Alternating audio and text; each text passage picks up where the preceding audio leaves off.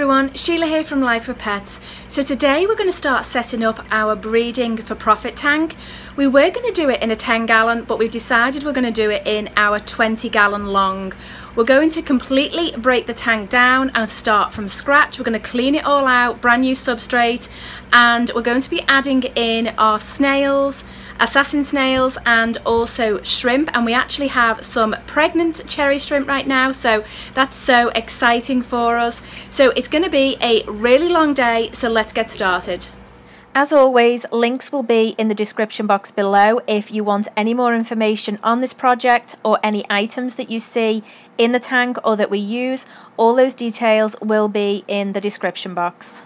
So this tank is going to be a part 1 and part 2. It took us an awful lot longer than we could ever have imagined. So this obviously is part 1, and we're going to be doing the breaking down of the tank and putting the substrate back in, and then just a sneak peek at one of the projects that we were building to go in this tank. So this is by no means a how-to video. This is just how we broke down the tank, cleaned it all out, and basically started from scratch. Normally when we do a tank project like this, we would just take the plants, decoration and the fish out and just drain the tank right down.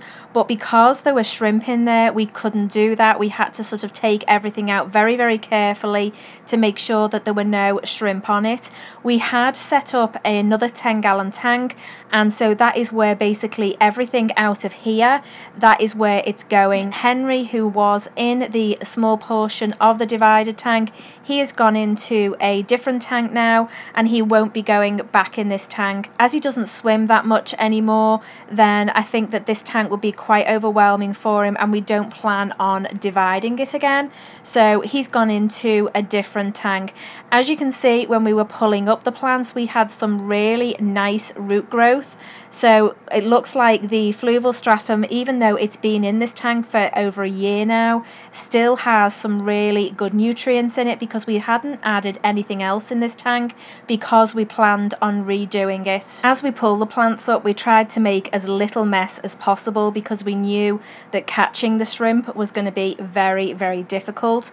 Thankfully, because they are quite a bright red colour, they are fairly easy to see, but there are some younger ones in here and they're sort of more on the clear side. So we knew that it was going to be very difficult to get them, and unfortunately with fluval stratum that often can make such a mess, but it wasn't too bad. It did probably take us about, I reckon, about 20-25 minutes to catch everything, and we did actually find a lot of babies, and we spent an insane amount of time trying to catch all those. We think we got them all, but we couldn't be 100% certain. So this is the 10 gallon tank that we have set up. We will be putting the sponge filter in here as well, and we're going to leave it running overnight. We're not going to add the shrimp and snails back into the tank when it's finished, because we need the temperature to stabilize. At this time of year we don't use heaters in our tanks because they sit naturally around 78-79 degrees, and so obviously we need the new tank set up to get to that temperature so that we're not sort of giving the shrimp and the snails a huge shock with temperature fluctuation. So they're going to stay in there overnight, and then we will drip acclimate them because the water parameters are going to be very, very different, because fluval stratum will actually very often lower your pH, and in our case it does actually lower it quite a lot. So we will also drip acclimate just so that nobody goes into shock and that we don't lose any. Once everything was out, it was time to start draining the tank, and this is actually quite quick for us because we're very fortunate in that the tank is by a window, and so we just open the window and then we just siphon the water out the window. It is always a good idea to get as much out of a tank as you can if you're going to move it, and as we were taking this outside to give it a complete sort of rinse down and wash it all out, then we needed to get out as much of the substrate and the water as possible, just so it makes it obviously a lot easier to carry. But also, if you do leave water and substrate in the tank, then it can compromise it when you're moving it, so it's better to take everything out. Once we'd given it a good wash out, we then did leave it to dry for a while. I think actually we went and had some lunch, and then came back to the setting up. So this time we did decide to go with fluval stratum again, and by far for us personally this is the best substrate for plants. We have used several different other types of plant substrates, and we just keep coming back to this one every time. We've had such good success with this. When you're rinsing it, you don't need to rinse it that much, but you do need to give it a quick rinse.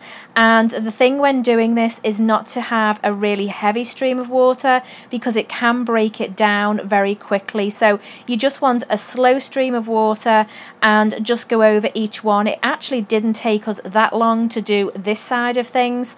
It was the emptying and then obviously doing the redesign that took a really long time.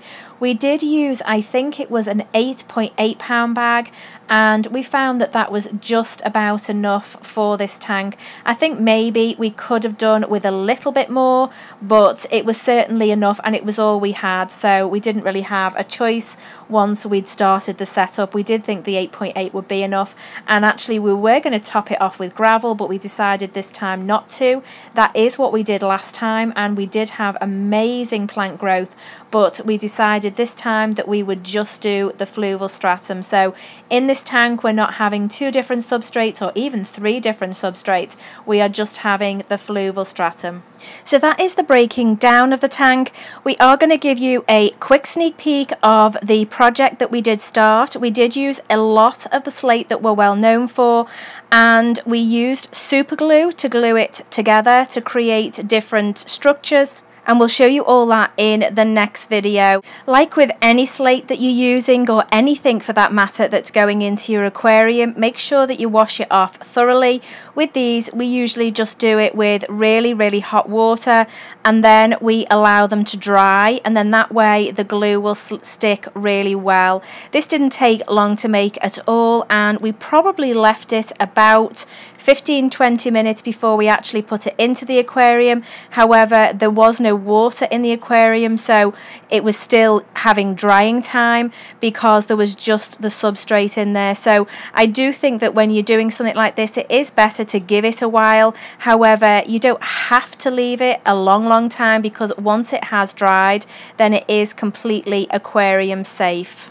Okay guys, that's it for this video. In the next video we will show you the completed setup, and I have to say we're extremely pleased with this makeover. The shrimp seem to have settled really well. We did drip acclimate for a very long time because we knew the water parameters were going to be so different, but they have settled, and we actually did have a pregnant female, and she is no longer pregnant, and we have seen the little tiny babies. So really pleased about that. So the tank is off to a great start for our very first setup of a breeding tank for profit.